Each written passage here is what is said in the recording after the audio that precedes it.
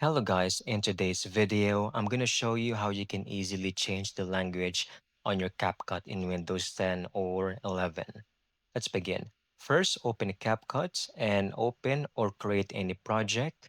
Once you're here, I want you to focus your attention at the top left corner. You should be able to select or see this option menu.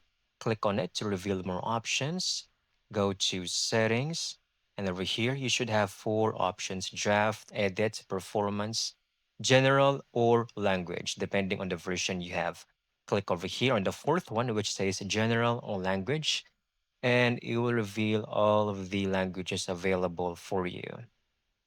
So scroll down, find the language you prefer, and once selected, you can save and CapCut will automatically apply the changes for you. So I have mine by default English. Once you hit save, it will show everything in here in the language that you just selected earlier.